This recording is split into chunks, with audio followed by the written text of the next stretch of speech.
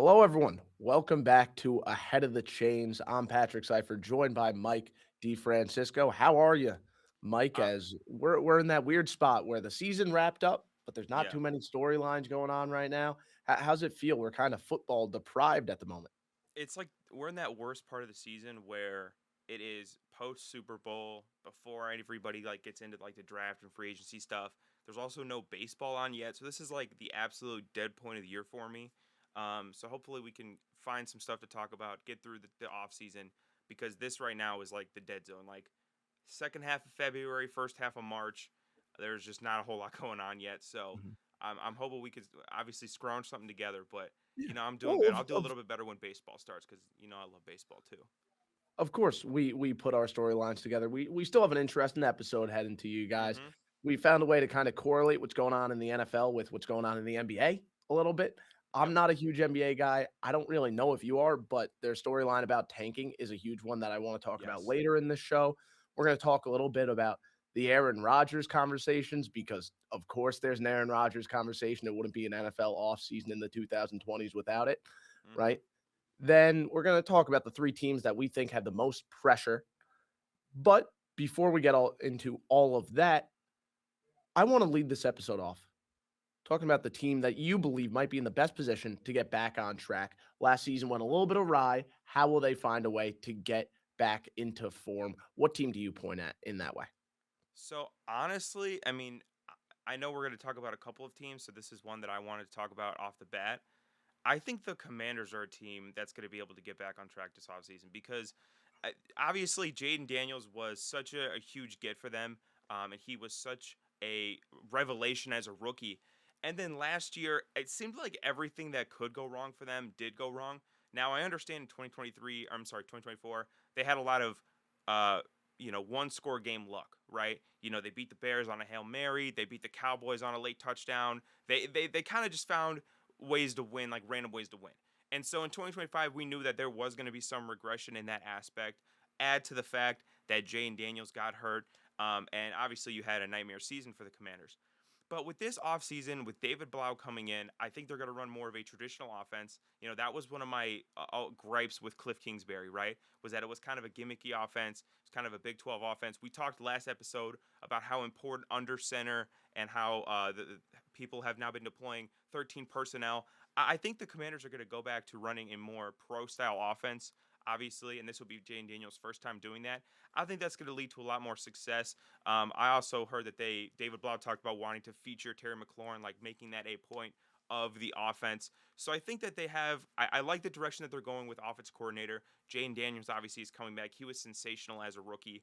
Now I do have my concerns still with their defense, obviously, and obviously their offensive line isn't fantastic. But I think that they have enough together to bounce back this year and be closer to the team that they were in 2024. Not so much kind of the nightmare fuel that they were last year. What's nice is that they probably should be getting younger. I'm looking at the free agents right now.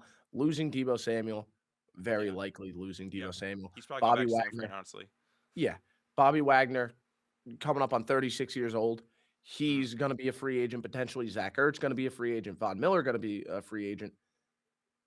On one hand, you say, okay, cool, they're getting younger. On the other hand, though, experience is valuable. We know Dan Quinn values that a lot.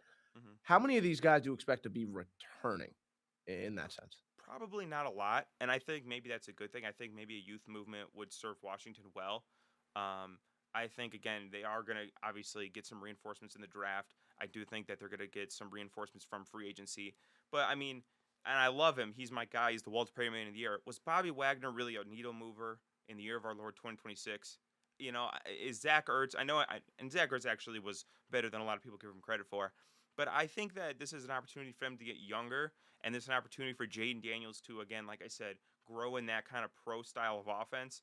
I think they have some good players that haven't gotten opportunities that have been blocked by veterans that maybe we'll see now. Again, their defense to me still a little scary, but I'd like to Well, see they guys have like 66 million in cap space. what? They have $66 million in Exactly, cap. exactly. Like I So said, they could rebuild that. They they have could be money. potentially the Trey Hendrickson team. Yeah, yeah. They very well could. They could be the Max Crosby team Mm-hmm. if they Oh, want to be. oh, I could oh see that. gosh. I I don't know who the Max Crosby team is. I don't know if it's Washington though. Although you never know. You never know. It's an idea to float around, Yeah. right? If they really want to commit to winning right now, which they are in a weird spot, they could take multiple different directions, right? Because they were just in the NFC Championship 2 years ago. Do Mhm. they look at that and say, "Oh yeah, our quarterback was hurt last year; it doesn't really count. We still think we're contenders," or Right. do they look and say, "Let's take a little bit more of the youth movement here"? I don't really think there's a wrong answer. I think you could really do either, and there's valid reason to do it. But whatever they do, they have to commit to it. There's Yeah. no that you can't really dance around that issue, right? Yeah, I think you can gaslight yourselves if you're Washington and you're Adam Peters into saying, "Hey, our season was lost because our quarterback was banged up." I think that's a kind of fairly reasonable, thought process. Not to say that you're a perfect team to begin with. Like I said, there was some luck involved with 2024, but a lot of the reason why I feel like Washington can step up to the plate once again is because of Jaden Daniels. If he can capture what he did in 2024, I feel like they're in a fine spot, obviously with some additional reinforcements. So they are a team that would be my first team that I think could really rebound in 2026. So I'm with you. I think that is a team. I think they'll at least find their direction Hmm. this year, as to whether or not that's rebuilding or kind of just going with the youth movement, or maybe they'll commit to contending, go for a Crosby, go for a Trey Hendrickson. I don't know, but one that I want to float by you here, and I feel like they're kind of the forgotten team considering how interesting their story was early in the year. The Colts, this was a team that lost 8 of their last 9 at the end of last season. And I'm not going to act like this is a team that will have a flashy offseason. They probably won't. They have to re-sign Daniel Jones. They have to probably re-sign Alec Pierce. I think they're going to try and do that. If not, you definitely got to sign Quiddy Pay. So those are 3 guys that are probably going to be a decent chunk of change, and you need to make sure you keep them around, right? They're not too far from the salary cap, so they have to kind of make things work in that way. But assuming that they at least keep Daniel Jones around, they're just healthier, and that makes the difference, right? At the end of last year, considering how many games they were losing, they looked like one of the worst teams in football. They did because of the games that they were losing. However, them being healthier, Daniel Jones being healthier here, they should be maybe not the team they were at the start of the year, but they should be closer to the middle of the pack. Without a doubt. I have no doubts about that because Daniel Jones and that offense, with Jonathan Taylor and the offensive line, they were a machine. They were a machine. They were stupendous. And it's not like there's guys who expect to really take a step back. At least I don't. I don't really see them losing anyone too important here unless they let Daniel Jones walk, right? I think Quiddy Pay, like I said, is an important player. I think Alec Pierce plays an important role, but you could afford to lose one of those two, Quiddy Pay or Alec Pierce. Maybe you're able to keep both of them around. Then you have the same team as last year. And the team we saw at the end of last year wasn't really playing up to the potential that this team has. We saw that earlier in the year. I really don't have doubts about the Indianapolis Colts. I'm not saying they'll be that same team from early this season, but I do think that they could go back to being a very competitive football team. And I think people are kind of underselling and not giving enough credit to how good this Colts team was early last year, especially with Sauce Gardner. Now that Yeah, I think that's another thing people forget is that like they traded 2 first rounders for Sauce Gardner. Like this is a team that was gearing up for a big playoff run, and then their season kind of just evaporated into pixie dust, right at like the midpoint of the year. I don't think the Colts. I think the Colts, you're right, are being slept on a little bit because obviously we have to see what the long-term ramifications are for Daniel Jones and his Achilles injury. That is something that is certainly something to monitor. But in the interim, I mean, do we think that Riley Leonard or Anthony Richardson could Anthony scave him? Richardson isn't staying healthy either, man. Scave him up. Just let me Let's live stop in with the my focus. Anthony Come on. Richardson fantasy, dude. Please. I had it last year, and then he popped his eye socket on an exercise band or whatever he did. Like that was ridiculous. But no, I mean, we think of the Colts. I think of them as a well-run team, well coached by Shane Steichen. This is a team, like you said, in the first 9 weeks of the year that was like, wow, this is like one of the best teams in the NFL. And then Daniel Jones broke his leg, and then he tore his Achilles, and then Sauce Gardner never really played, and then Philip Rivers comes out of retirement, and like low key almost beat the Seahawks, which was like so weird looking back at that. The fact that those are the champs and he had them. Jason Myers had to kick like a 57-yarder to beat him. Um, so that was just bizarre. But anyways, no, I agree with you. The problem for me though with the Colts is twofold. Number one, they don't have their first round pick. Number two, I don't know if Alec Pierce. I think he is going to get a bag in free agency. And I don't know if they're able to re-sign him. And he was a huge part of their offense last year. Like he was such a field stretcher for them. He Yeah. was such a big play explosive guy. Without him, and then with trading AD Mitchell to the Jets, who I've always really liked, I think that they are a little bit weapon deficient. And again, don't have that first round pick. So to me, I want to see what they do in the receiver market. I want to see kind of how they get some speed back into that receiver room, whether it's re-signing Alec Pierce or it's going out. Maybe it's getting a Romeo Dobbs. Maybe it's getting Juwan Jennings. I know I said speed and then I said Juwan Jennings. That doesn't really work well together. But for the Colts, I think that you're right. Like they can bounce back, but I think Chris Ballard's going to have a good offseason in order for me to have a lot of faith in them. My next team that I think really has a chance to come back, and I think that this is like, stealing candy from a baby. This is like, low hanging fruit. It's Detroit. I really do think Detroit has a good opportunity to get back to it. I mean, this is a team, they went 9-8 last year. They missed the playoffs largely because of how good the NFC was. And, it was just kind of little things, right? It was their offense was still really, really good. Their defense obviously wasn't as good with the loss of oh my gosh, I'm totally blanking on Aaron Glenn, totally blanking on his name. But they were just kind of a lesser version of what they have been in the past. They weren't quite as good in a few areas, and obviously the loss of Ben Johnson was not only huge for the Bears, but it was a big loss for the Lions. To me, this is a team that hasn't lost any of their core, right? Jameer Gibbs is still there. Jared Goff is still playing good quarterback. Aiden Hutchinson. Last year, they dealt with so many injuries, as I feel like we talk about every year with the Lions, but they just dealt with so many injuries. I think a good offseason from Brad Holmes, who quietly, has kind of not done as well the last couple of years, right? He needs to get back on the saddle a little bit. A good offseason by Brad Holmes, and I think this Detroit team is right back to the contending portion of the NFC. I look at kind of some of the teams that they played last year. Like, they had no problem with the Bears. Like, they handled them twice. And actually, in Week 18, it was a game where the Lions had no incentive to win, really. And the Bears did have incentive to win to try to secure the number 2 seed. They handled the Bears. They handled them earlier in the year. This is a team, they now have a new offensive coordinator in Drew Petzing. Uh, you know, I know he's a bit divisive and he brings some mixed opinions. Personally, I think that he's probably an upgrade over what Morton was last year. So I can see their offense improving. And like I said, I think this roster is still, I wouldn't say stacked, because I think there are some holes, especially now with some offensive line question marks, like if Taylor Decker is going to be released slash retired, et cetera, et cetera. Um, but to me, this is the Lions team that has a big opportunity to get back. I thought they were a fearsome threat all year.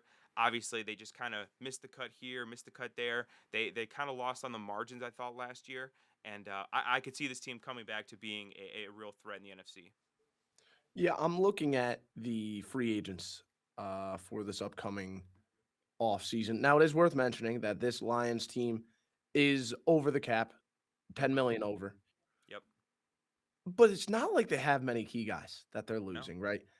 DJ Reader is important, although honestly, he hasn't really lived up to his contract. I don't No, think. he hasn't. I don't think he has. Now, Lee McNeil has developed into a solid guy. You could let Reader walk. You definitely could, especially, they just drafted Tyleik Williams. Hmm. So you let Tyleik Williams fill in for him. You feel good letting Reader walk.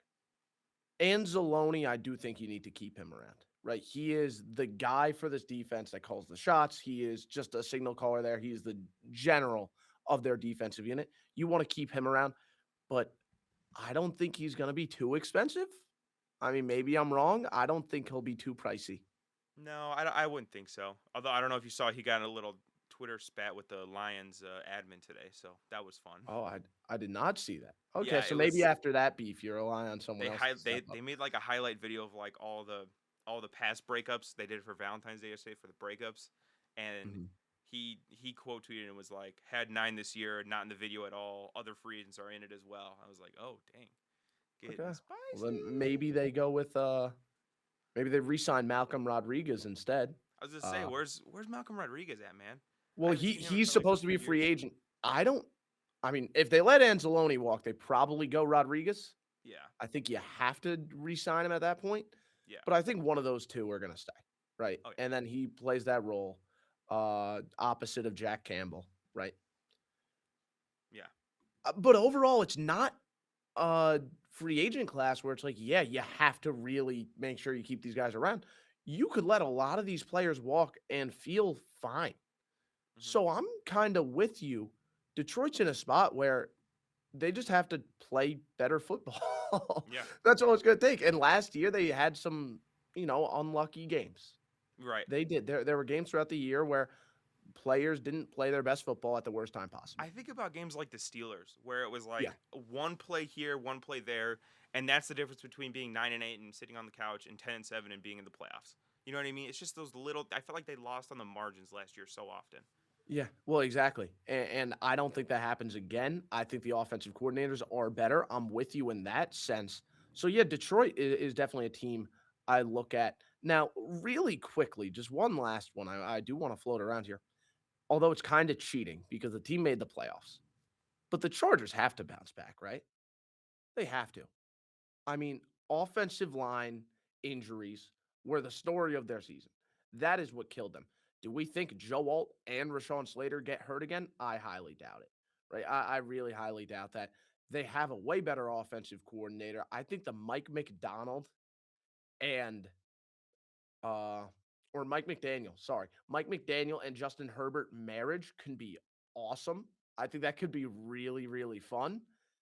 And, they bolster the interior offensive line a little bit. They have the cap space to do exactly that. This is probably the team that's going to bounce back, like the number one team. And I get it. They made the playoffs, but they didn't really look like they belong there.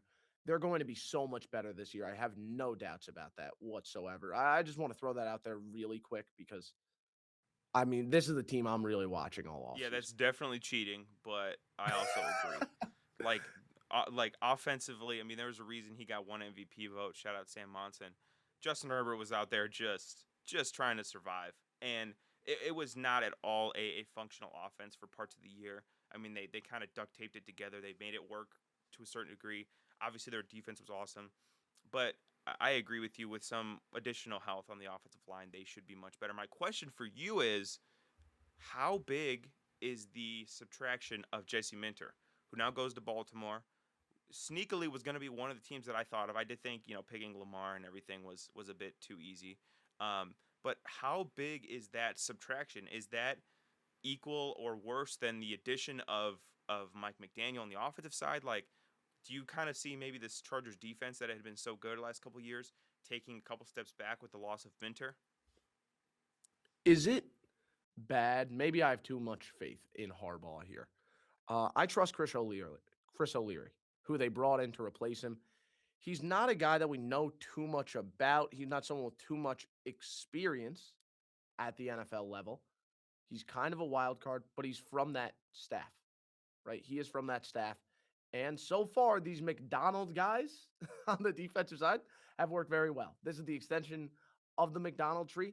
I'm not saying he's going to be Jesse Minter per se, but there is talent on their defense.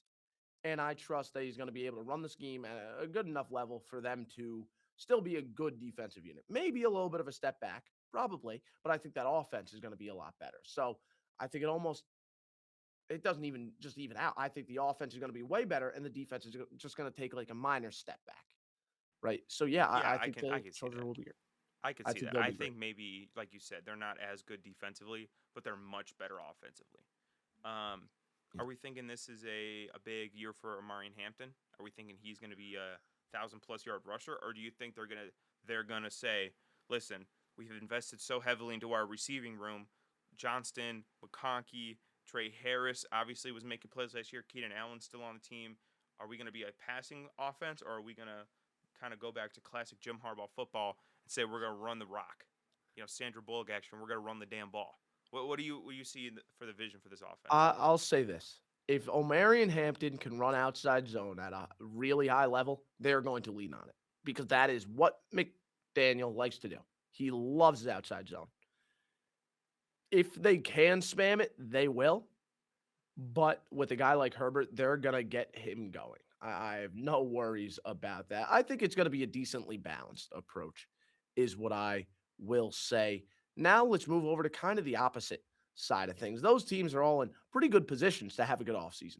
What Hmm. about the teams that just need to prove something, right? There's a couple teams that had a down year last year. You're looking to bounce back, right? And if you don't bounce back, that's when conversations are going to start up. Just a few teams that you want to list right here. Who do you want to get us started with? Three teams with the most pressure. You know, maybe I'm being too harsh, and maybe I'm, just a homer, but I think there's a lot of pressure on the San Francisco 49ers this offseason. I think you look at the 49ers and you compare them directly to their two divisional opponents, the Rams and the Seahawks.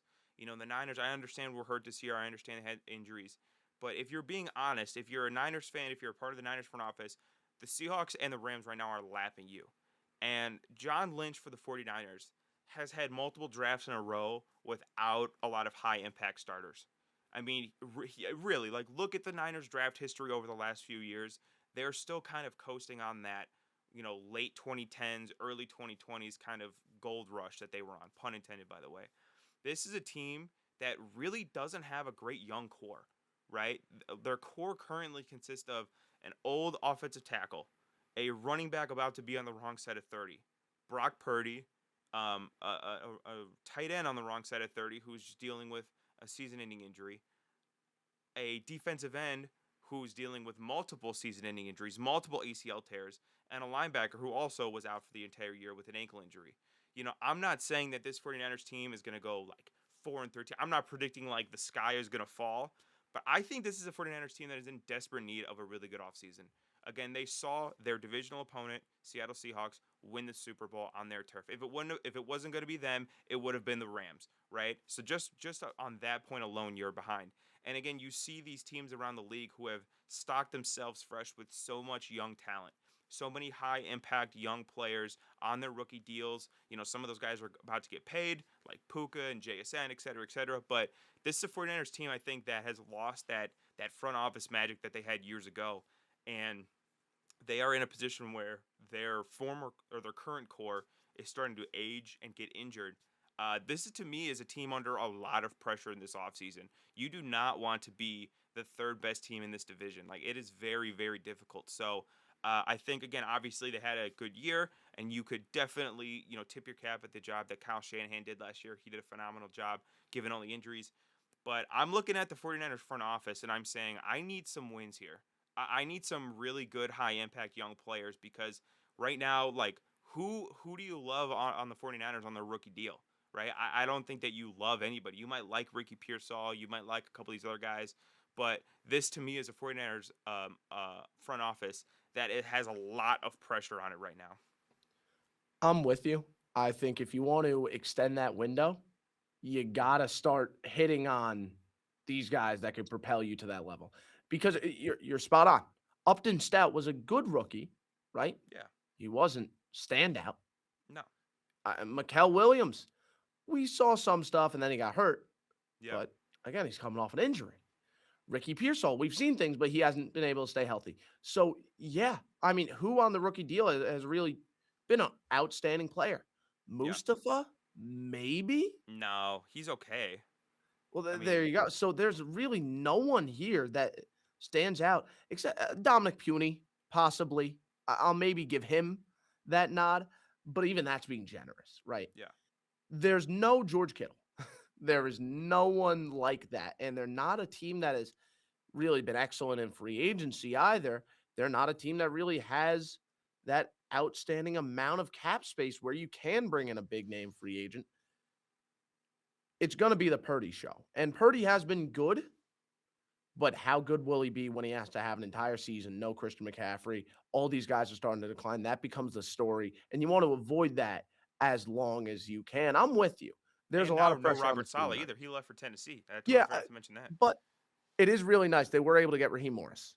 That it was a really nice True. defensive coordinator hiring. I'm with you in that sense, though. 49ers need to find a way to keep their window open. Now, speaking of keeping their windows open, Philly. I think this is far and away the number one. Far and away the number one. They, I mean, look at the conversations around this team. Look at the conversations around this team. You have multiple offensive coordinators opting out of a job working with this offense that I still remember just a year ago was touted as maybe the most talented offensive unit we ever seen assembled. And no one wants to be there. People are opting out of the opportunity to be there. We see a guy like Brian Dable actively choosing a job with Tennessee, the Tennessee Titans, over the Philadelphia Eagles. Maybe you blame Nick Sirianni. You could blame a bunch of different people. But the reality is this culture is in the worst spot possible, right? You have an offensive line coach in Jeff Statlin that has been a core piece of your franchise who just said, like, I want out of Philly. A coach, a position coach. This is red flags all over the place, and you have to recover. You have to recover by not just making it to the playoffs. You need to look good for an entire season. I don't really like the Mannion hiring. I don't. I think it's a terrible fit with Jalen Hurts. Hopefully, I'm wrong, but they need to find a way to go back to being the team they were, because if not, this bad culture and all these red flags become more than just red flags. They become the reality. They become the truth about this team. Everything that people are saying, everything A.J. Brown's saying about wanting out, it makes sense why you would want out if you continue to underperform to this extent. You need to make these conversations about a bad culture in Philly just a conversation. Have it end there. Don't let it translate to the field. It looked like it translated to the field a lot last year. Kevin Patullo did a terrible job. You need to bounce back as a franchise. Anything below the NFC Championship would be a disappointing season for the Philadelphia Eagles this upcoming year. That's a high standard, but you look at this roster, I think it is very valid to have this standard. You look at the free agents. Dallas Goedert, Reed Blankenship, Jalen Phillips, he was really good last year. Nakobe Dean, Adoree Jackson, all those guys, contributors. How are you going to pay all of them? You probably aren't. Do they have guys on the bench that could step up? That's going to be the storyline for this team. They have to not just make those decisions, but those decisions have to work because, again, there is so much on the line for the Philadelphia Eagles this upcoming season.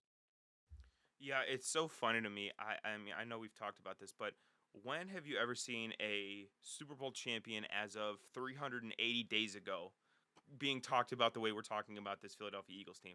I mean, you go in the streets of Philadelphia, it's like the sky's falling and like, the rapture's going on. It's like, dude, you guys just won the Super Bowl, okay? Literally like 380 days ago. And all year, it was kind of this recurring storyline of the Eagles are disappointing, the Eagles are disappointing, the Eagles are disappointing. And when you look at it from the surface, it's like, well, they were the number 3 seed and they lost a close game in the wild card, whatever. But this team all year was very much below expectations. They were a shell of themselves, what they were in 2024. So I agree with you. I think the Eagles are under an immense amount of pressure. Another team that I think is under an immense amount of pressure is the Buffalo Bills. The Buffalo Bills are under a lot of pressure this offseason. I'll tell you why. Number one, whenever you let go of a dependable, floor-raising coach is what I would call Sean McDermott. The expectation is that, all right, if you're swinging for the fences, you better hit a home run. So the expectation for the Buffalo Bills is, I would argue, not to go to the playoffs, not to win a playoff game, not to even make it to the AFC Championship game. This is a team that has to be playing in February, or else there are going to be some real questions. Now, the reason there's so much pressure for this team is, number one, rookie head coach and Joe Brady. Very few rookie head coaches in NFL history have ever gone to the Super Bowl in their first season or two. A lot of those have been coaches such as George Seifert, who kind of inherited the team from Bill Walsh or whoever, like Barry Switzer in the '90s with the Cowboys after the falling off with Jimmy Johnson. This is a team that is expected to go to the Super Bowl. They have not been. They are expected to go to the Super Bowl. Another thing is this defense is in a really bad spot, in my opinion, because they have like no money. They are in a bad cap situation. So not only do you have pressure because you have an MVP caliber quarterback, you have a first-year head coach, you have a defense that is, I think, going to be depleted, but you also don't have the financials to patch a lot of the areas on the roster that you need. So this is on Billy Beane to hit home run after home run after home run in the draft. And when you look at his draft history, there really haven't been a lot of hits. We lamented this fact when we were talking about the Sean McDermott firing, about how Billy Beane not only got a brand, I keep saying Billy Beane, Brandon Beane. Can you guys tell it's almost baseball season? I'm talking about the Moneyball guy. Brandon Bean, we've lamented the fact that, hey, with Sean McDermott gone, he was kind of elevated. He's like, all right, you're promoted, you're the guy, and he hasn't really had a whole lot to show for these last few years. So for him to be now, the number one, the winner of the power struggle is what I'll say in Buffalo. He is now under a lot of pressure to get this draft right because they do not have the financials to fix this roster really in free agency. They're gonna have to do this through the draft. They're gonna have to fix this defense. And again, the pressure's also on Joe Brady to be a guy that gets them to the Super Bowl sooner rather than later. Because you're not firing Sean McVay to losing the AFC Championship to Mahomes again. I'm sorry, like that's a net negative if that's the outcome, right? You got to go to the Super Bowl, and Brandon Beat has to fix this roster. No McDermott means the defense just has to Mm-hmm. step up in terms of the individuals because I think people kind of undersell how much McDermott has done with that defensive unit, how much better they played than they should have for years. Now you have an offensive minded head coach. I'll be honest, there's not a single team that I hate their offseason so far more than Buffalo. Yep. There really isn't. It's early, but my lord. Why it you is didn't like the owner calling out the former first round receiver? You didn't like that or no? I genuinely forgot how dysfunctional Buffalo was as a Yeah. franchise Yep. because of how good they've been Because with of Josh McDermott. Allen. Josh Yeah, Allen made us all because of forget Josh too. Allen and McDermott. Yep. Yep. Now they do this, and I'm reminded, oh, this was why this team has been irrelevant my entire life before number 17 came Yep. around. This was why. They're a terrible organization.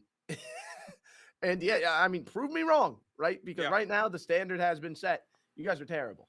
And I know we talked about it, like, and maybe it's an unfair talking point, but like this was the year without Mahomes and without Lamar. You couldn't get through Bo Nix. Next year I would bet a lot of money that Mahomes and Lamar are going to be in the playoffs next year, and probably Very Joe likely. Burrow as well. Well, I don't know. The Bengals are pretty bad, but Very maybe likely. Joe Burrow, right? Well, you So mentioned Lamar, right? So let's go over my next team because I yeah, think let's it do is that. very Let's do that. important to say. There is so much on the line for Baltimore, right? You move on from another head coach here, John Harbaugh. John Harbaugh has been a solid head coach for a very long time, very nice culture guy. And you pretty much say he ran his course. And I'm not saying that was a bad call, but I'm saying now the standard is, it's high. You have to outperform what Harbaugh's been doing. I do trust Minter to do that, but that's besides the point. There's a lot of pressure here. Minter has to perform. Lamar has to perform. Fans are expecting at least a playoff win, and not just some playoff win against Pittsburgh, right? They want a legitimate playoff win against another playoff caliber team. Derrick Henry is only going to be getting older. There's a lot of guys on this team that are only going to be getting older. You have to capitalize. You have to capitalize. Lamar is only going to be this young for so long. Eventually, he's going to start to age up. We already see him starting to get banged up. You have to take advantage when you have an unreal talent like that. You have a first-year head coach, but that's not the standard people are holding him to. They're holding him to be better than John Harbaugh. He has to prove that. They don't have too much money to play around with. When you're a very good team paying a quarterback, you're not going to have too much, but they are on the younger side, average age 26. $22 million in cap space. They could do something with that, but whatever move they make, it has to move the needle. It has to move the needle. Well, and they're gonna have to give Lamar a new contract. I feel like people are forgetting about that. Like Steve Buscemi said at his presser that hey, there's gonna be some negotiation there. So whatever Lamar's getting now, I'm sure he's gonna get a pay increase, right? He's not gonna negotiate for less money, right? We don't think. But no, I'm with you. I think Baltimore. There's a lot of pressure on Baltimore, and very similarly to Buffalo, where it's like MVP quarterback, first year head coach on a team that has not been able to get over the hump. And I don't want to kind of regurgitate, kind of those storylines you're going to see on ESPN, but like it is telling that like Sam Darnold got a ring. You know what I mean? Sam Darnold has a ring. Lamar, Josh Allen do not. This has been Mahomes' AFC for years now. Which team is going to get over the hump? Because the Chiefs, even if Mahomes is back, in the first quarter of the season and he's back to being Mahomes, this is not a great roster. Like we've talked about this Chiefs team about being, depleted from what they have been in years past. Like this is not a team that I think is really just some juggernaut. So can they get past the Chiefs? Can they make it to the AFC Championship game? Can they win in the AFC Championship game? I think Buffalo and Baltimore. I was tongue twister there. Baltimore and Buffalo are two kind of very similar teams in that regard. I'll give one more team, and this is a team that I'm going to need you guys to hear me out on a little bit. Okay, a team under a lot of pressure that I think with one bad offseason, one offseason could really change the way that we think about this team, kind of one way or the other, right? And that is the Pittsburgh Steelers. Now, listen. Everybody's gonna look at me like, "What are you talking about? The Steelers suck." Yada yada yada. And I get that, and I'm genuinely more pessimistic about Pittsburgh than most people. But when you look at the Pittsburgh Steelers, this has been a team that has continued their winning ways for decades. Like there is a Pittsburgh way, there is a Pittsburgh standard. This is a team now that has a lot of questions at quarterback, which we'll talk about later today. Trust me, a lot of questions at quarterback. Now, front office you don't particularly trust or believe in, right? This is not a team that is super young. They are the highest paid defense in the NFL. They're also they're also the oldest defense in the NFL. This is an offseason, I think, that will shape the way that the Pittsburgh Steelers franchise goes the next 3 years. Because I do not want the Steelers. I'm very interested to see if the Steelers stick to their ways and say, listen, we're going to play for 9 wins. We're going to sign some vets on defense that don't get anybody excited, but they were part of the 2017 all pro bowl team or whatever. Like this is not a philosophy that has been successful for them, right? Signing aging veterans, making non-aggressive trades, going out and really not hitting on a lot of good young players in the draft. This is an offseason that's going to tell me all I need to know about the Steelers going forward the next 3 years. Again, I like you guys, I am not looking at the 2026 Steelers as a boomer bust Super Bowl caliber team. That's not what I'm doing. What I am doing though is I'm seeing if this point in their trajectory, they're at kind of this like infraction point, right? Are they going to continue on their old ways and continue and act like nothing ever happened and try to repeat the Tomlin magic with Mike McCarthy? Or are they as an organization going to say, listen, we've been stuck in the mud for like 15 years. We are going to completely 180. We're going to try something new. We're going to do something new. We're going to try to get a young quarterback, even if it's not, the most successful in year one. What are we going to do differently than what we have been doing in years past? So to me, the Steelers and their front office are under a lot of pressure because Steelers fans are not stupid, right? They realize that the cycle they've been in of mediocrity these last, again, 10 years is not helping. So to me, they're under the most pressure, but it's a different kind of pressure than what we were just talking about, like with the Ravens and with the Bills, where there's immediate pressure to succeed. This to me is where is the franchise going? And as a Steelers fan, can I have faith going forward? I disagree just because I think they already answered that question. I do. With By the coach, hiring I agree. hiring McCarthy answered that question. And they chose the bad answer. Yeah. They I agree. I'll give them the benefit to think they see already what did they it. do in free agency in the draft, though. Mhm. I'll Well, give them the benefit. we're going to talk more about Pittsburgh Yes. really soon. But before we get to the continued conversation about Pittsburgh and the most important position on the field that they're not treating with the importance that it deserves, the New York Giants are the team I want to mention. Similarly to the Steelers, in the sense of we're not talking about them making it to the Super Bowl. They just want to give fans optimism. The fans have been really upset for a very long time. And then they hired John Harbaugh. And all of a sudden, as someone that goes to college here at Marist in New York, right? As someone that was raised in New York, as someone who has a Giants fan family, I know how people felt about Harbaugh being hired. When I'm telling you, people on my street were literally lighting fireworks for John Harbaugh being hired. That is no exaggeration. I can't even imagine what happened in the city, right? I live in suburban New York, yet I still saw people lighting fireworks for John Harbaugh. They decided to bring him in, and that caused so much optimism for Giants fans. But then what happened just a few weeks later? We're not talking about them building maybe the worst offensive coaching staff ever assembled, right? Is that exaggeration? Probably. But there's a lot of ugly names on that list. a lot of ugly names on that list. And all of a sudden, the optimism that we had from John Harbaugh being hired seems to be evaporating a lot. And that's valid. Can they recover it, though? They have some money to play around with. They definitely do, right? I want to see how they work with it. They have to find a way to keep Jermaine Illuminor around. I think he is one of the more underrated players in the entire sport at the moment. You have a young Jackson Dart. You have a young Cam Scadaboo. You have Malik Neighbors coming back. There are pieces already here. There definitely are. It's just, again, a question of how do they optimize it, right? They have to put a good draft together to clean up the little areas where they are weak. And then you have a very real roster here. They need to kind of disprove all this stuff about the offensive staff looking as bad as it does and kind of give fans a distraction from the fact Matt Nagy is their offensive coordinator.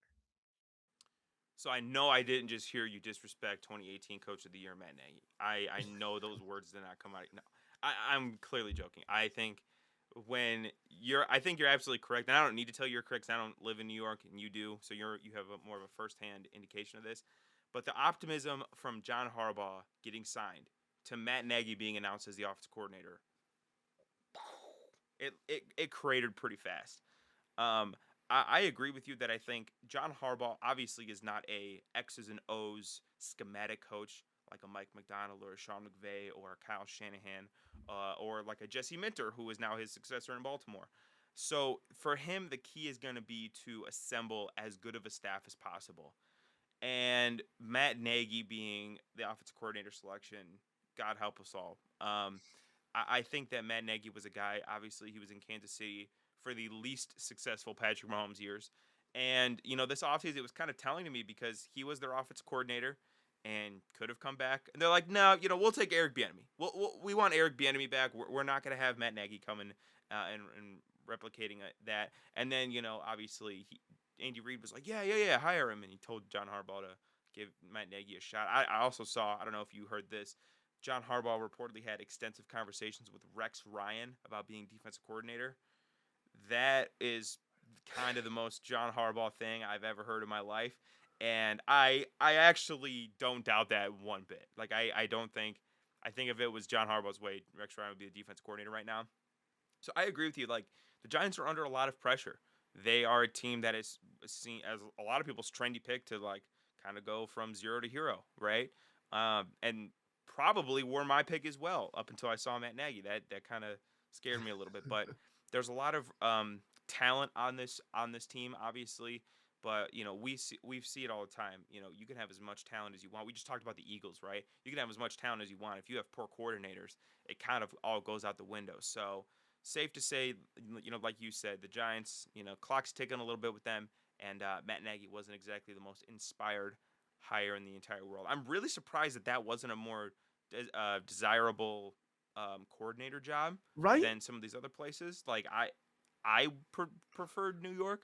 I mean, unless people around the league really don't like Jackson Dart, which I know you were Jackson Dart's biggest op for a while, so maybe you could see eye to eye at that. But I personally, I thought that was one of the more attractive offensive coordinator spots. But it ended up kind of just being like, well, guess we'll get Matt Nagy. Like there wasn't really a huge rush to go to New York. Yeah, I'm with you. I don't know why. I mean, we know they wanted Monken, and then Monken got hired by Cleveland. They had Yeah, no backup plan. They had yeah, no backup plan whatsoever. I don't think it's really as many people declined the job as much as it was Harbaugh wanted a veteran, right? He didn't want to go with an unknown. He wanted to bring in a guy that he knows can do the job. yeah, And Nagy can do the job of an offensive coordinator in the NFL. yeah. So could Kevin Petula. Like he can't do it well, but he has done it in Yes, theory. yes. He So has been employed as an offensive coordinator before. That is yes, correct. exactly. Yeah. So He hasn't called plays though since Chicago. Am I right?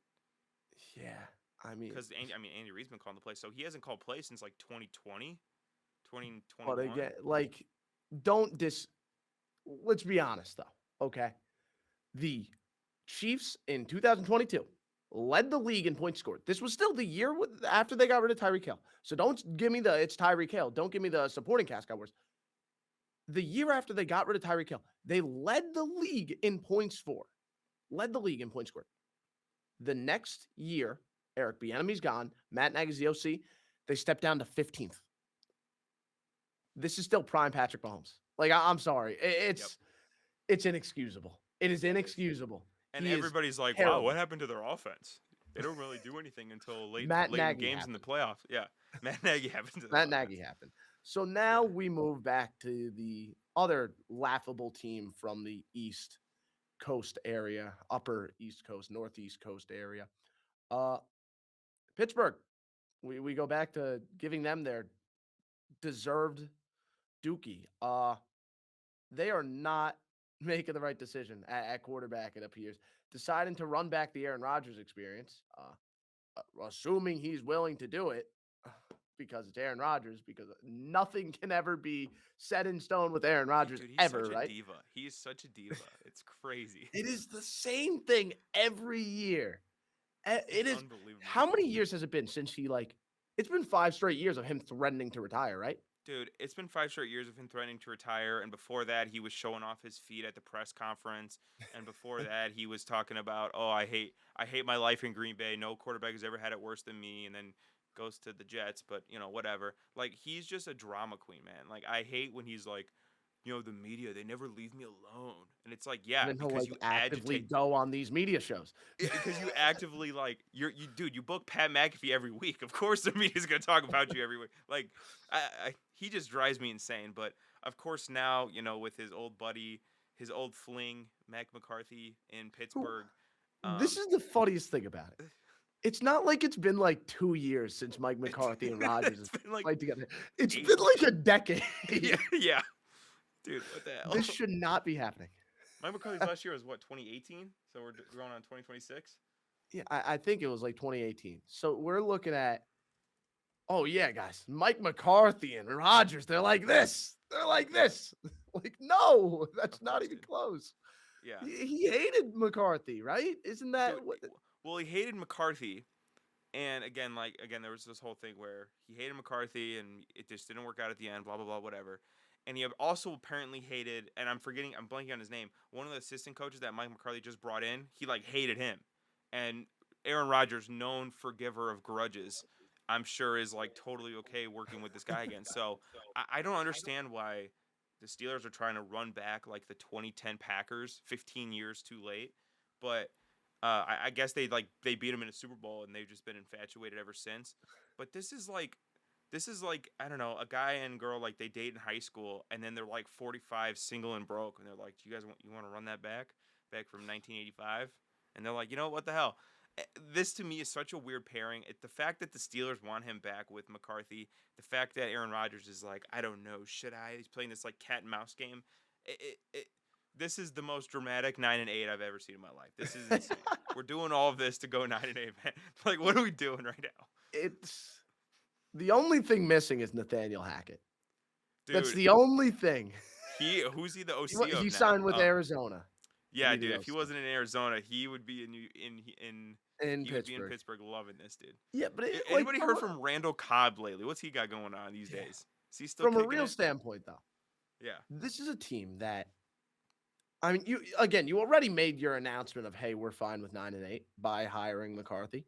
That's what Yeah. you did. And I don't hate McCarthy. I just think Pittsburgh is literally the worst possible spot. Yeah. I think this is the worst hire Pittsburgh could have made, because it is the one team that shouldn't be Offensive settling Mike for Tomlin. 9-8 Yeah, decides yeah. to go with the guy who guarantees you 9-8, 10-7. Yep. The one team.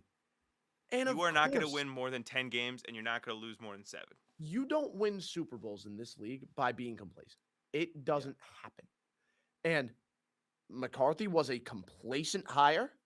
Mm-hmm. Rodgers would be a complacent pick to play quarterback. This was a guy who averaged the least air yards per attempt in the league by nearly a full yard. He averaged 5.9 yards per attempt, air yards per attempt. He doesn't throw the ball downfield at all. And you don't have the elite after catch playmakers. You don't. You don't have Tyreek Hill. And even if you could get Tyreek Hill, you probably wouldn't. Yeah, no. You would settle for Adam Thielen again. Like they Dude, Scotty Miller doesn't tickle your fancy. What are you No, talking he about? doesn't. Scotty Miller does not. It genuinely feels like that's what they do, though. Like, there's a period where they had George Pickens and DK Metcalf. That could have been an awesome receiver duo.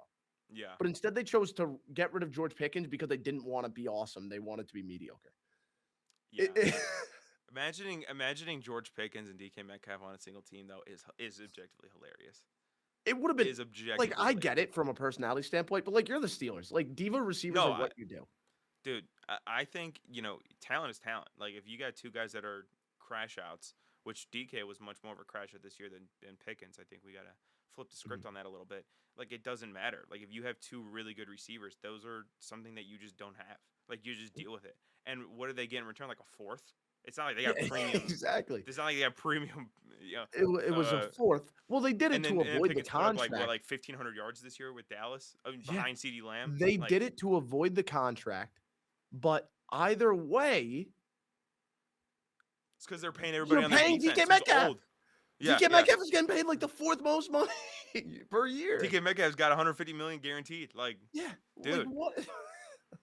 I It was terrible process. But on to this year now. There wasn't a head coach you could have hired that would have been worse than McCarthy. I think. I don't think there was a single move they could have made that would have just been because a even if you went bigger with, slap in the face of fans than McCarthy. even if you went with, let's say Kubiak, right? Mhm. You go with a young offensive guy. Offside. He doesn't work. But you're aiming for that ceiling, right? You're trying to get that ceiling. Right now, you're just saying, yeah, we go 9-8 again. That's fine. It's like, so what's the and like ceiling with that's Mike what McCarthy? the Rodgers move is an extension of that. Exactly. I would rather they trot out Will Howard. I'm not Yes. kidding. See what you have in Will Howard. I would rather that.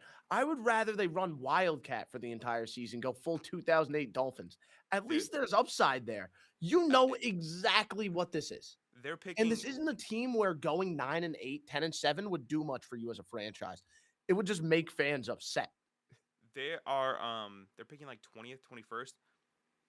Go get Ty Simpson. Draft a Ty Simpson. See what you got. Like try something. Like I don't know. Do something. Try something. Get a quarterback in some way. Don't re-sign Aaron Rodgers because can anybody see Aaron Rodgers walking into Buffalo, Baltimore, Kansas City, and winning a playoff game? Not on earth. Can we Not even on see him earth. walking into Cleveland and winning a playoff game? Well, you assume Cleveland will make the playoffs, but That's what I'm saying. Like, but this is kind of my thing.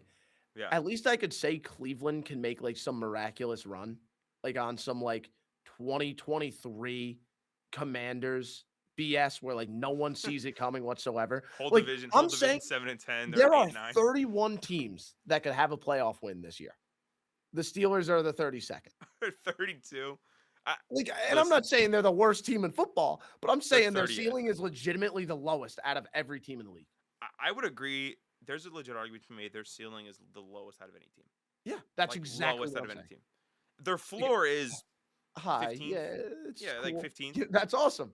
Yeah, I know That's Steelers great. fans love hearing that Who after gives a the shit? past Because guess decade. what? I'd rather, and I know this is said all the time. I'd rather go 3-14 and be horrible.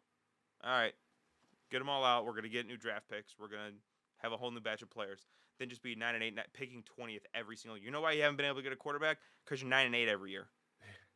You know, Spot like on. what But quarterback here's do the we thing. get going in the last could have third of the even- draft?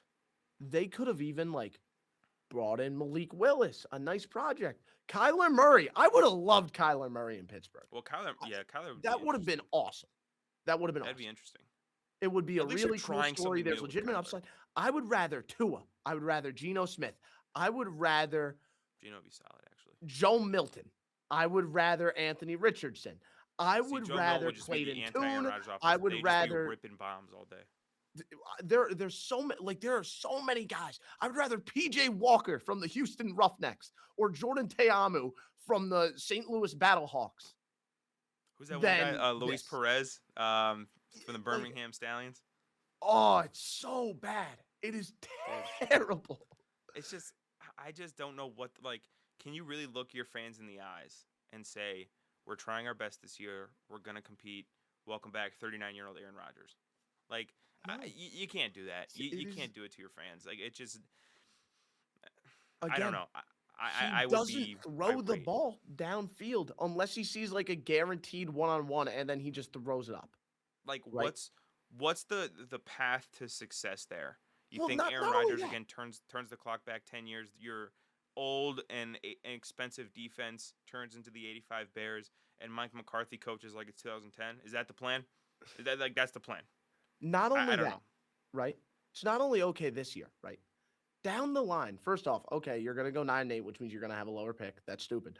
Two, Aaron Rodgers, he doesn't develop guys, right? Kirk Cousins would Hmm. have been better hire. At least he would develop Will Howard on the bench. Yeah. Aaron Rodgers hates other quarterbacks. He hates guys that compete with him. Yep. And then the other thing too is you're not going to be able to see these young receivers really develop because they have to operate the Aaron Rodgers short passing game, in breaker, screen pass, BS. Get You're yelled not at for you're running a not long allowing them route. to run a full route tree. Yeah.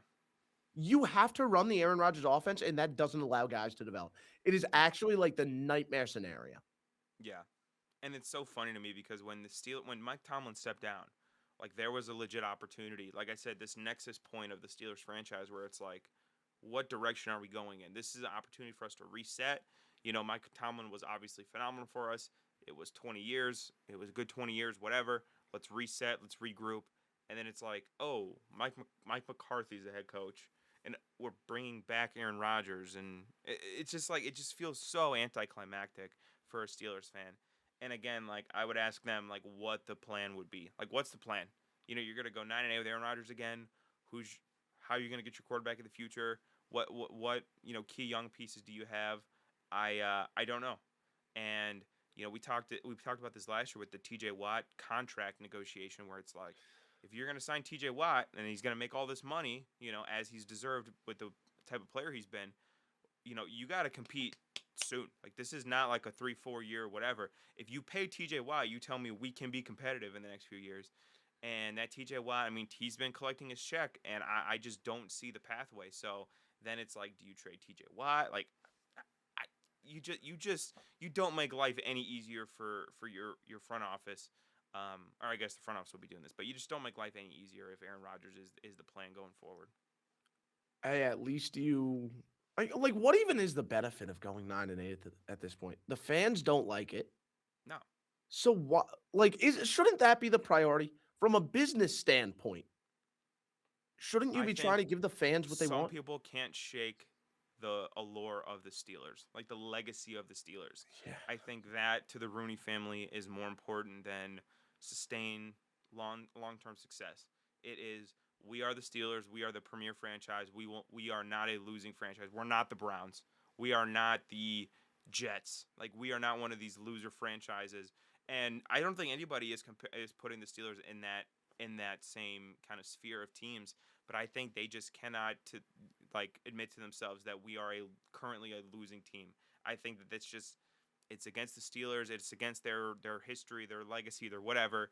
They won't do it. They haven't been losers since ever, really ever. I mean, Uh, no, they were before Chuck Noll, right? When they were That was 60 well, years ago. yeah, I that's mean, the thing though. That's the thing with Pittsburgh. they're very They proud. sucked. Like early NFL, they were terrible.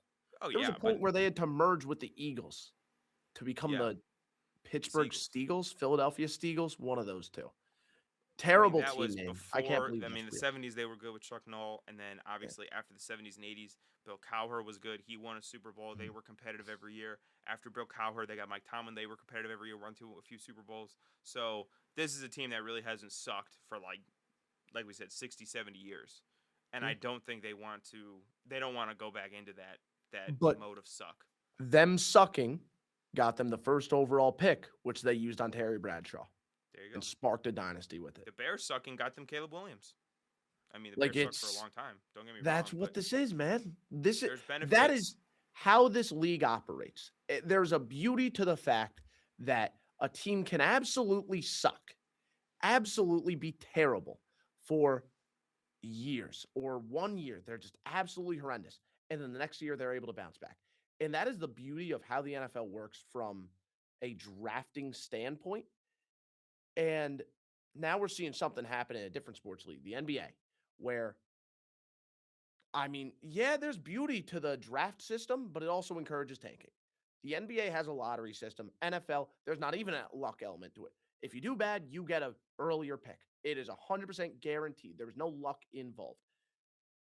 People are really upset with right now. There's teams making it clear that they're blatantly tanking. With the Sacramento Kings, the Jazz, a lot of teams right now just tanking, blatantly obvious. Pacers are another one, blatantly obvious tanking, not even trying. Very clearly, players are out there wearing, sweatshirts. All the players you would know on those teams, they're not playing. They're not playing because the teams don't want to have a later pick. They want to have the earliest pick possible, even with the luck element. So yeah, there and this one kind of takes me to my point with the NFL. People have been asking for the NFL to convert to a lottery system. And I hate that because even with a lottery system, we're seeing teams actively try and tank. So yeah, it sucks seeing Max Crosby go out complaining about how the team won't let him play. It does suck. It's stupid that teams are going to actively try and tank, blatantly try and tank like that. But the lottery system doesn't fix it either. So I don't really understand the criticism because it's happening in the NBA too. I think the lottery system is one of the stupidest things in sports. I Like, agree. I think if you are the worst team, you should get what is quote unquote the best player in the draft. The commissioner of the NBA, I also saw this week, floated the idea of disbanding the rookie draft and making all upcoming rookies free agents to try to limit tanking. Like, that's a worse idea. Terrible, That's the terrible worst idea. idea. But I think a lottery is a really bad idea in basketball, and I'm glad that football doesn't do it. Listen, tanking does not work. The same teams that have been bad for the majority of our lifetime have been bad every year. The Browns have been bad every single year. The Jets suck every single year. So Detroit, tanking in and of itself is not Detroit, the like Jacksonville's good right now. I don't know. Jackson. I But think let there's me something to be said let me about how tanking works. wind my point. Okay. Tanking in football from a player standpoint is pretty impossible because of how violent the game is. Football is, you can, unfortunately, as we've seen, you can lose a lot of abilities playing football, physical abilities. And so for players to ever sit there and be like, yeah, I'm gonna run at 80% speed today. That does not happen, right? Sometimes players suck and sometimes players are bad. I did think there's tanking from an organizational coaching, general managing perspective, where, like you said, Max Crosby, hey, we're gonna sit you down the last couple games, pal. Oh, I'm fine. Yeah, we know. Like there is stuff like that. But from a player's perspective, it's really hard to tank. Those guys are out there trying to feed their families, out there trying not to hurt themselves, etc. So I think with football, we don't see the tanking problem that we do in basketball, where it is guys literally jogging, not playing defense. Oh, I'm load management. I'm not gonna play today. Whatever. Like, we see that in the NBA, and that is a big problem in my opinion. In football, it's not so much of a problem.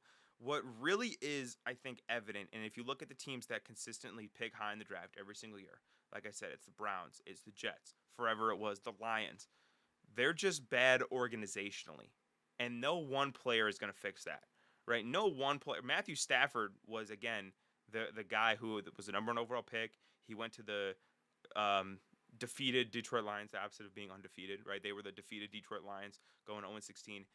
He could win a playoff game in Detroit for 10 years. And so tanking in football is not a means to an end where it's like, all right, if we just had this one player, our entire franchise will change. And it's like, no, because if organizationally, if ownership wise, if you are just shitty, then there is not one player that's going to fix that. And I feel very similarly in the NBA as well, which is why the lottery is stupid, because you're actively hurting teams that are trying to whatever. But You're adding luck. tank yeah, Luck is you're stupid. adding an People element don't of like luck this. where, and also, like, come on, you can't tell me the team that traded Luka Doncic just won the lottery. Like, come on, man. Like, Yeah. really? So then it opens it up also to, there's a conspiracy element to it, and whereas nobody's conspiracy, if the Raiders get the first overall pick, we all know they were horrible all year. They get the first overall pick, they're gonna get Fernando Mendoza. And so tanking to me is not an issue so much as the issue is poor ownership, poor management, nepotism, all of these things that continue to drown franchises in the NFL. So poor ownership is, I think, the root of these causes. tanking again, like I said, it's really hard for the players in football to tank. So I don't see it as big of an issue as it is in the NBA. Yeah, I've stood by it for a while. The best thing about this league is parity, right? And it sucks when a guy like Max Crosby is going to sit on the bench. But what's the alternative? Really, what's the alternative? The free agency is that idea Adam Silver came up with is the worst thing you could possibly do. Yeah, that is Worst horrible. possible thing. Because then Everyone's it's going to the big Lakers. market oriented. It's Yeah. big market oriented. No one is going to go to Cleveland over Dallas. No one is going to go to Jacksonville over the Giants. It's not happening in any way, shape, or form. It's never going to happen in a million years. So why would you do something that makes it so these teams that are a key part of the success of this league, the small market, the little man being able to succeed at an NFL level, that is what makes the NFL the powerhouse it is in the entertainment industry. Yeah. And the way it's able to work alongside college football, where now, oh, I'm a Jaguars fan. Man, we really suck as a football team right now. We're terrible. But you see that kid on Clemson? Oh, Trevor Lawrence? Oh, just wait till he's on the team. All of a sudden, as a Jaguars fan, despite my team being bad, I'm excited to keep watching Jaguars Dude, football. Dolphins fans all year were shouting "Tank for Tua" one year. Like that was their whole mantra for the whole season. Exactly. So And I all of a agree with you. sudden, Dolphins fans were watching the game just to see if they would lose, rooting for their team to lose. At least they're still watching, right? Yeah. So, listen again. I don't like seeing Max Crosby on the sideline wearing a sweatshirt. I don't like it, but it's a small price to pay in order to see a Bengals Rams Super Bowl. In order to see these small market teams go all the way, in order to see a league of parity. That's what the NFL is all about, and that's why they were always such a good league, because they consistently prioritize the health of the league over the health of just the big market teams. The NFL draft being the way it is perfect. I love perfect. how it operates. Yeah, it's perfect. And I know I've talked about like, a lot of these teams that that are picking at the top of the draft are picking at the top of the draft every year. I use the Browns as an example. Well, even the Browns aren't incompetent enough to not take Myles Garrett the year that he falls into their lap, right? If you want to talk about the one good thing the Browns have done in the last 10 years, it is draft Myles Garrett. My girlfriend could have taken Myles Garrett, which is true, but he has been an absolute game changer. So despite the Browns as a franchise being horrendous, you look at the Browns and you're like, Myles Garrett is one of the best players I've ever seen in my life. And even that adds value. I understand he's not a quarterback, but even that adds value to the Browns, who, again, are horrible year in and year out. But you look at the Browns and you're like, I want to watch the Browns because of Myles Garrett, because he's going to break the sack record this year. He's going to have 23 sacks. So even that is good for the league where, maybe not every player is able to change the fortunes of the franchise. Like I said, there's only so many Andrew Lucks and Peyton Mannings that come around every year.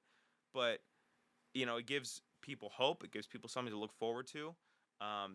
And like I said, I think the lottery aspect of it is so stupid. I have never ever heard a compelling argument for the draft lottery that makes it make sense to me. The 'Cause it's argument, it discourages tanking. No, it yeah, doesn't. There's still tanking going on in the exactly. Like Yep. it's still a huge problem. So no, it doesn't. I've never heard a compelling argument for the draft lottery. Again, tanking sucks. We agree, tanking sucks. Yeah, and when a third of the But league is horrible, it's a bad yeah, product. I get it, exactly. but But I mean, what are you going to do at a certain point? there's no other solution. And Yeah, the cost of having tanking exist, right? I mean, yeah, tanking sucks, obviously, but it's worth the benefit of it. It's worth a team like Jacksonville being able to get Trevor Lawrence. It's worth a team like Cleveland being able to get Myles Garrett. It is worth it. It creates such a fun product, and it encourages parity. And that's what the NFL is yeah, all about. That's what their business model is hmm all about. Yeah, the NBA has a problem. Thank God we yeah, they don't do. cover the NBA. Yeah, I couldn't do it, man. I couldn't do the Like, NBA. what would you do if right now we're talking about Fernando Mendoza becoming a Raider and all of a sudden, oh, Mendoza could go to whatever team he wants? Yeah, there was a lottery, and the Saints win the lottery or something, or dude, Or it just becomes what would free happen? agency. You know what would happen if the NBA lottery was in the NFL? You don't have the first overall pick right now. Kansas City. They'd give Oh, the yeah, Chiefs the right? first overall pick because they had a bad year, and so they're the ninth pick. I'm not an NBA guy. NBA guys could correct me if I'm wrong. I'm pretty sure in the NBA, if you are picks 1 through 10 draft order wise, you're automatically entered into the first pick lottery. So Mhm. technically, the Chiefs could have the first overall pick right now. Could you imagine how horrible the league would be if the Chiefs had the first pick right now? Yeah. Or Or even imagine like how the horrible third it would pick, be. Imagine how horrible it would be if a team like the Raiders got stuck with the 10th pick. dude. Which happens. Like I know the Hornets fans are like shouting at their screen. That happens to them every year. They're horrible every year, and they have like the seventh pick.